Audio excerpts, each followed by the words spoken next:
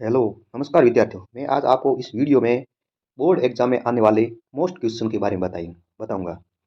और यह मेरा पहला वीडियो है और इसको आप ज़्यादा से ज़्यादा देखना।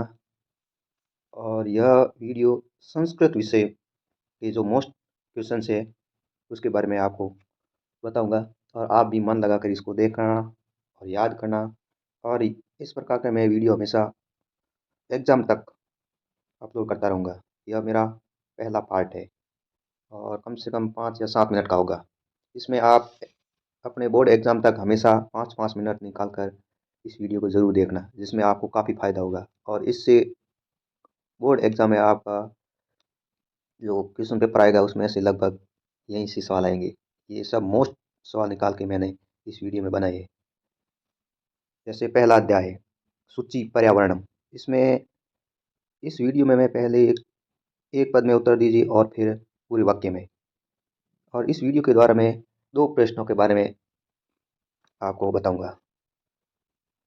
और पहला प्रश्न है जो पहला अध्याय सूची पर्यावरण। सूची पर्यावरण का मतलब होता है शुद्ध पवित्र पर्यावरण। और इस संस्कृत क्लास 10th का पहला चैप्टर है। और इसमें जैसे फर्स्ट क्वेश्चन की बात करें, जैसे एक पद में उत्तर लिखत। जैसे एक पद में उत्तर दीजिए। पहला है पहले का पहला क अत्र जीवितम कीदृशम जातम। मतलब यहाँ जीवन कैसा हो गया है। अत्र जीवितम कीदृशम जातम, यहाँ जीवन कैसा हो गया है। मतलब उत्तर हो जाएगा दुर्गम, मतलब दुभर, कठिन, बहुत कठिन हो गया है। क्योंकि अब इस पहले पाठ में हम उसको मद्देनजर ध्यान रखते हुए देखें तो क्योंकि शुद्ध पर्यावरण मतलब शुद्ध पर्यावरण के बारे में बताया गया है। और दूसरा सवाल है ख अनिशम महानगर मध्ये किम प्रचलित। अनिशम महानगर मध्ये किम प्रचलति। दिन रात महानगर में क्या चलता है। बच्चों, जैसे आपको पता है कि हम महानगरों में रहते हैं और जो नहीं रहते उनको पता है।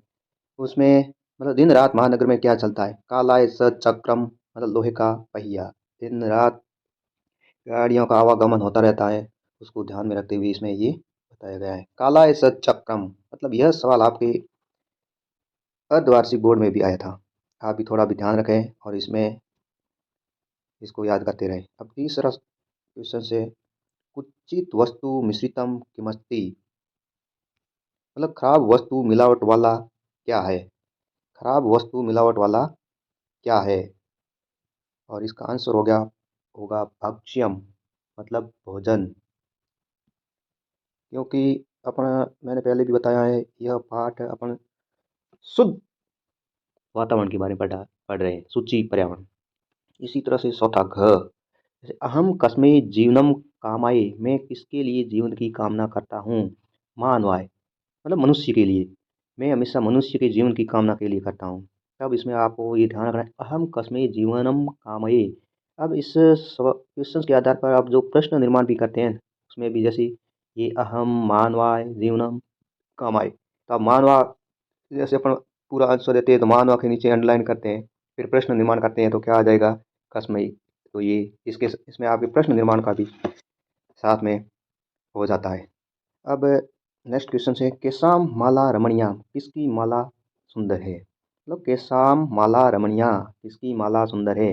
हरित तरुणाम ललित लतानाम, मतलब हरे वृक्षों और सुंदर बेलों की। क्योंकि इस पाठ में इसके बारे में ही बताया गया है, तभी हरित तरुणाम ललित लतानाम, हरे वृक्षों और सुंदर बेलों की।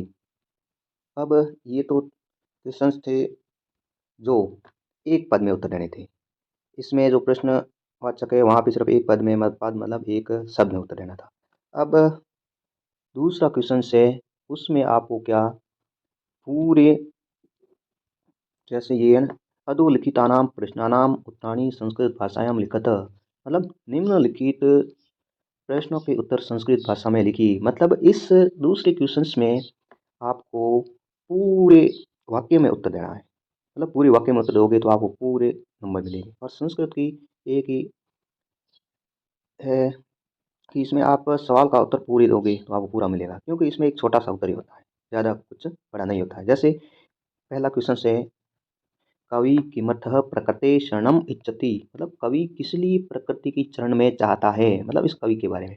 क्योंकि अपन इस पाठ में पढ़ रहे हैं शुचि पर्यावरण, मतलब शुद्ध पवित्र पर्यावरण, उसके बारे में, तभी कहते हैं इसका उत्तर होगा कवि महानगरस्य दुर्वहम जीवनम दृष्ट्वा तस्मात् भीतः शुद्ध पर्यावरणाय प्रकृते शरणम इच्छति, मतलब कवि महानगर के दुष्कर जीवन को देखकर उससे डरा हुआ शुद्ध पर्यावरण के लिए प्रकृति की शरण में जाना चाहता है।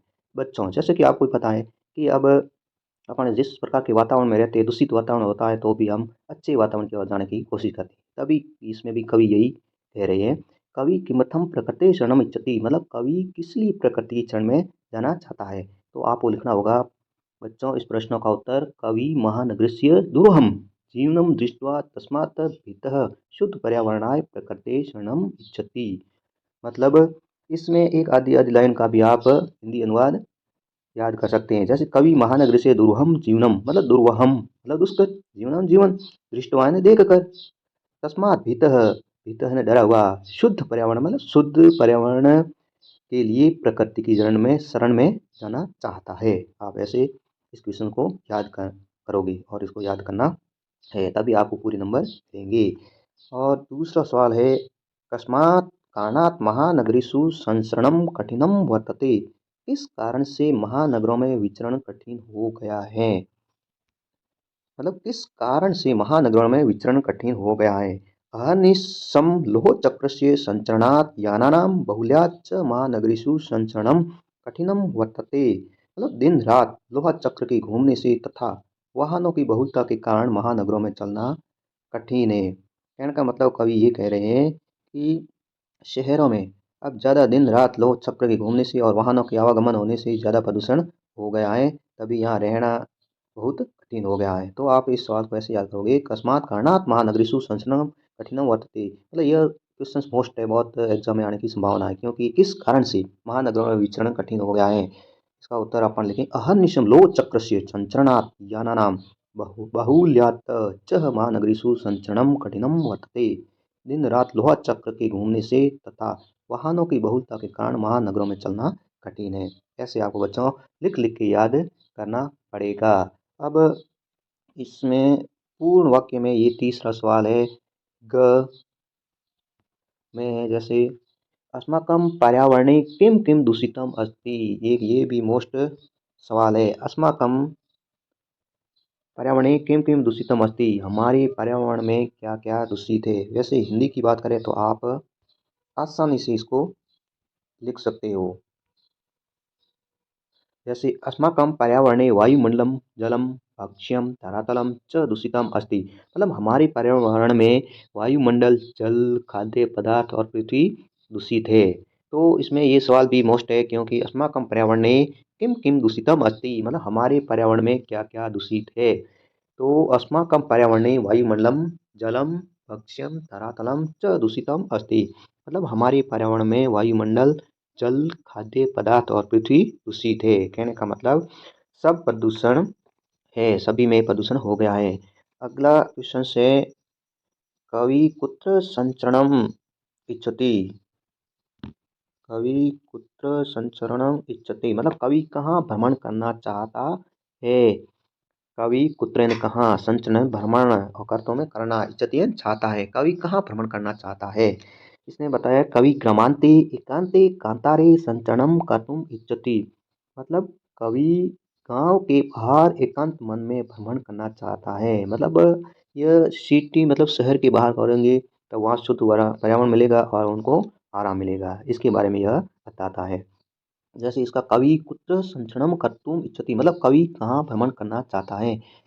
इसका उत्तर होगा कवि ग्रामांते एकांते कांतारे संचरणम कर्तुम इच्छति, कवि गांव के बाहर एकांत मन में भ्रमण करना चाहता है। और अगला क्वेश्चन से, स्वास्थ्य जीवनाय कीदृशे वातावरणे भ्रमणीयम, स्वास्थ्य जीवनाय कीदृशे वातावरणे भ्रमणीयम, मतलब स्वस्थ जीवन के लिए हमें कैसे वातावरण में घूमना चाहिए। ये बच्चों हमको भी ध्यान रखना चाहिए, क्योंकि अपना भी शरीर है, अपनों को स्वस्थ वातावरण चाहिए। तो कैसा ध्यान रखना चाहिए, तभी इसमें इसका आंसर होगा स्वस्थ जीवनाय शुचि वातावरणे भ्रमणीयम, मतलब स्वस्थ जीवन के लिए शुद्ध वातावरण में घूमना चाहिए। और यह शुद्ध वातावरण आप अपने घर पे भी रख सकते हो। आस-पास पड़ोस में कोई कचरा है तो उसको भी कचरा पात्र में डालना चाहिए, जिससे कि वातावरण स्वस्थ रहेगा, और वातावरण स्वस्थ रहने से आप भी स्वस्थ रहेंगे। अब इसमें जैसे ये भी क्वेश्चंस मोस्ट लग रहा है, स्वास्थ्य जीवनाय कीदृशी वातावरणे भ्रमणीयम, मतलब स्वस्थ जीवन के लिए कैसे वातावरण में घूमना चाहिए। तो इसका आंसर होगा स्वास्थ्य जीवनाय शुचि वातावरणे भ्रमणीयम, मतलब स्वस्थ जीवन के लिए शुद्ध वातावरण में घूमना चाहिए। अंतिम पद्यांशे कवेः का कामना अस्ति।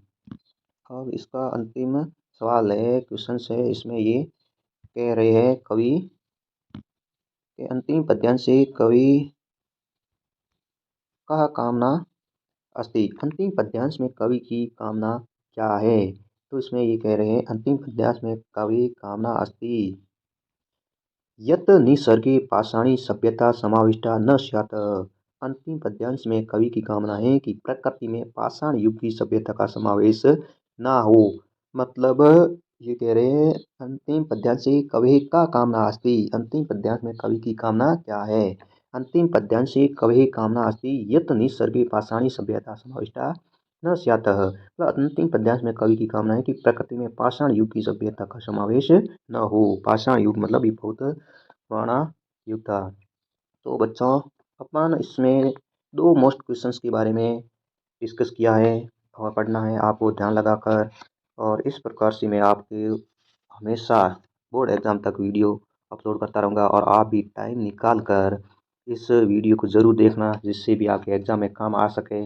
और लास्ट में मैं ये कहना चाहता हूँ कि अगर आपको यह वीडियो पसंद आया है तो आप इस चैनल को सब्सक्राइब करें, और साथ ही साथ नोटिफिकेशन आइकन को प्रेस करें, ताकि आप मेरी कोई भी जो नया वीडियो आया ना उसको आप मिस ना करें।